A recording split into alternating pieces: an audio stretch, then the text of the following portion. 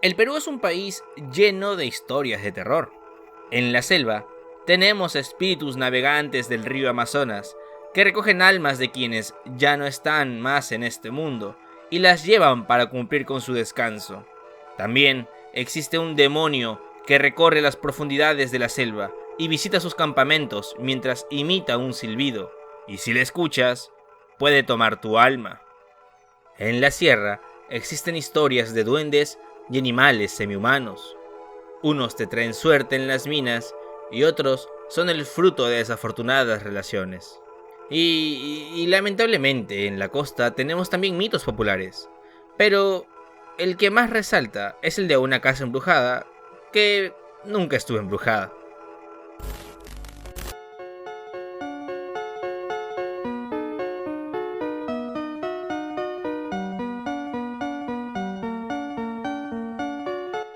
Sé que este video debería ser de terror.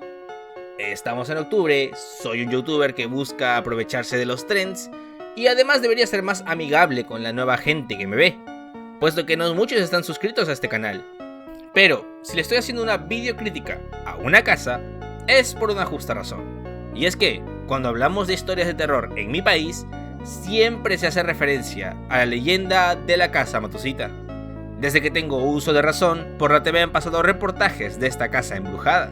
También desde el extranjero llegaron cazadores de mitos y perpetuaron estas historias fantásticas.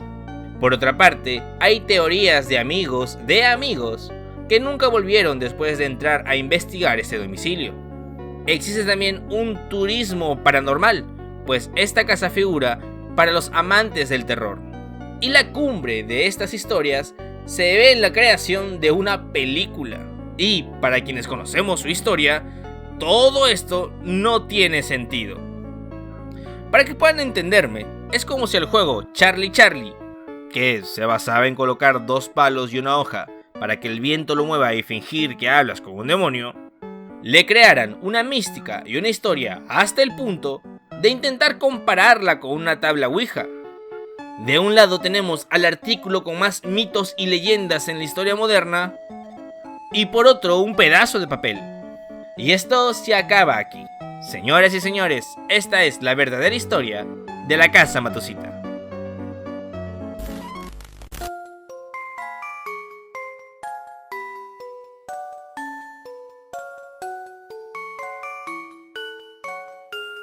La leyenda de la casa Matusita es muy antigua. Y como protagonistas tenemos a un cementerio y una bruja. Se contaba que, antes en ese lugar, había un cementerio. Y es por eso que se podían ver almas rondando los cimientos. Sobre ellos, la casa fue construida por una bruja en agosto de 1753. La dueña inicial se llamaba Parmabeb de Baspa. Ella se dedicaba a buscar la cura de las enfermedades más difíciles que existían en esa época, por lo que fue considerada una hechicera y quemada por la Santa Inquisición. Entonces, al ver su vida finalizada, no tuvo mejor idea que maldecir la casa y a todos los que la habiten. Bien, desmentir la llegada de la bruja y su muerte es un poco difícil porque no existen archivos de esos sucesos en internet. Pero si nos apegamos a los registros, la casa Matusita fue construida con adobe y quincha entre 1872 y 1890. ¿Cómo sé esto? Porque antes, en esa misma zona, se encontraban las murallas de la Lima antigua. Luego fue pasando de propietario hasta llegar a manos de la familia Andrade Fernández el 2 de diciembre de 1924. No existen registros de tumbas, tampoco de supuestas huacas o santuarios. Incluso se comenta que, por su cercanía a la antigua penitenciaría de Lima, la convertiría en un lugar lleno de malas vibras. Pero entrar a eso es mucha especulación. El otro problema es la supuesta dueña. Si nos apegamos a que ella fue acusada de bruja, su nombre no figura en las listas de víctimas, y para esa época en Lima, las mujeres perseguidas por brujería eran indias y negras. Ellas, al practicar sus costumbres ancestrales, fueron clasificadas por el aparato inquisidor como seguidoras del demonio. Y llámenme loco, pero el nombre Parmabeb no cuadra. Esta casa no parece estar embrujada. Bien, pasaron los años y es aquí donde nacen las primeras supuestas víctimas. Se cuenta que los primeros inquilinos de la casa fueron una familia que abusaba mucho de sus dos sirvientes. Esto se debía porque la casa los inducía a hacerlo. Los empleados, cansados de los malos tratos por parte del patrón, una noche envenenaron la comida y mataron al patrón. Inmediatamente después intentaron quemar la casa junto al cadáver. Otra versión de la misma historia dice que la casa también afectó a los sirvientes. Ellos, en la noche en la que mataron al patrón, desataron también a la familia. Y, al adquirir conciencia, ellos se suicidaron. Otros inquilinos en la casa de Matsuhita fue una familia japonesa. En este caso, el hombre habría descubierto una infidelidad por parte de su pareja en la casa, y en un ataque de celos, sumado claro, la maldición de la casa, habría asesinado a los dos amantes. Luego asesinó a sus hijos, y para finalizar, descuartizó los cadáveres antes de quitarse la vida. Los crímenes descritos son extremadamente rocambolescos. Y para esa fecha, ninguna persona se atrevería siquiera a pisar una casa con tan mala fama. De hecho, el supuesto crimen de la familia japonesa sí ocurrió, pero no fue en la casa Matsuhita, ni fue tan sangrienta como la cuentan. La sociedad limeña crearía un mito gigantesco si estos actos macabros hubiesen ocurrido realmente dentro de la casa Matsuhita, y nunca se hubiese alquilado o comprado, y menos lo hubiese hecho la familia Andrade, que vivió en esa casa. El hombre, la esposa y sus 5 hijos eran la típica familia criolla limeña, no unos cazafantasmas. Además, se tiene data que ellos vivieron en la casa hasta 1947, año en el que lamentablemente fallece Armando y la casa pasa a ser heredada por su hija, quien se mudó a otro barrio más residencial, desmintiendo que la casa está maldita y posee a los habitantes, obligándolos a matarse mutuamente. Para este punto hemos desmentido mucha información de fantasía, pero la leyenda de la casa Matsuhita inicia aquí. Y es que un periodista cuenta cómo los vecinos son testigos de innumerables sucesos paranormales en esta residencia, que tenía una ferretería Matsuhita en el primer piso y un almacén en el segundo. Ellos cuentan que las puertas y las ventanas se abren y cierran sin explicación. Todos los transeúntes escucharon alguna vez sonidos de cadenas que no tienen sentido, porque la casa de noche está deshabitada. Además, se pueden ver luces o golpes que podrían pertenecer a entes intentando escapar de esta casa. Aunque no lo creas, esta historia salió en los diarios, todo alimentado por los rumores y la gran imaginación del periodista. Pero lo que no contaron fue la respuesta del dueño del inmueble. La familia Terry Andrade contó que en esa casa existía un guardián, ya que ellos no se encontraban todo el tiempo. Su nombre fue Santos San Miguel, y por desgracia tenía el vicio del alcohol. Al llegar a la casa se paseaba con la farola para poder ver. Abría las rejas que rechinaban y se encontraban entre los pasillos y las gradas. Arrastraba las pesadas cadenas que servían de seguro a las puertas y movía los muebles o materiales mientras cumplía su turno nocturno. Hasta ahora ha sido fácil desmentir los mitos que rodean esta casa. De hecho, creo que hasta los años previos a la noticia, esta casa era como cualquier otra. A partir de ser deshabitada, empezaron los rumores por desconocerse que ahí existía un guardián, además de otras justificaciones que daban los creyentes en lo paranormal. Entonces, todo influyó para que pueda crecer el mito de la casa Matsuhita por parte de la cultura popular. Y cualquier peruano podía aportar su granito de arena para hacer popular esta leyenda urbana, la casa embrujada en Lima. Podía ser un taxista en un viaje largo que vio un día una luz, un niño en el colegio que supuestamente perdió un primo porque visitó la casa, un transeúnte que, rumbo a su trabajo, escuchó algún lamento, o por ejemplo, uno de los presentadores más influyentes de la televisión peruana.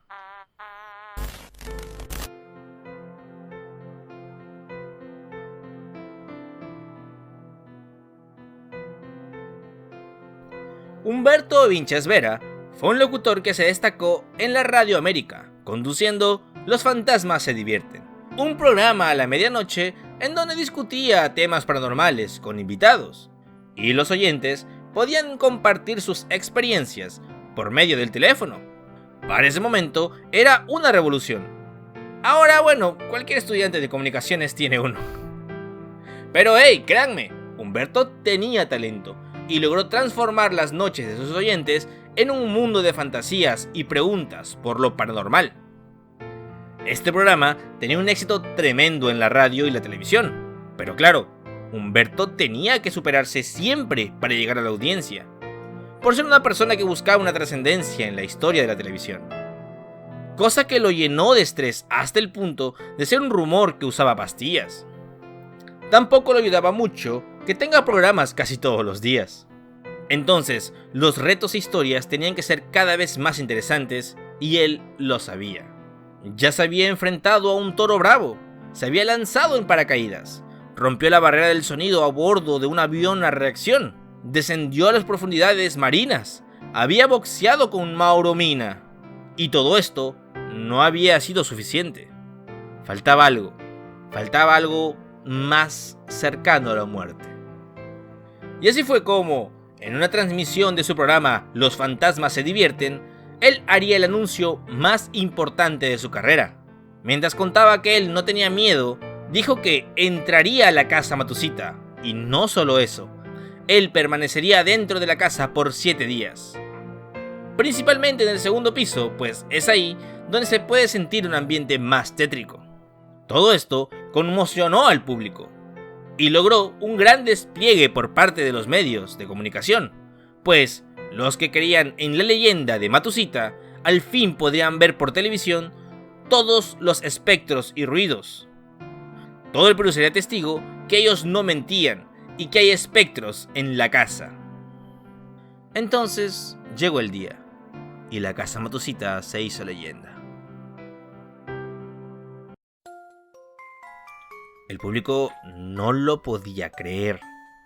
Se comenta que Humberto solo pudo pasar 2 horas dentro de la casa, que se volvió loco y que tuvo que entrar un grupo de bomberos a sacarlo. Y cuando lo encontraron, lo vieron pálido, hablando en un idioma indescifrable.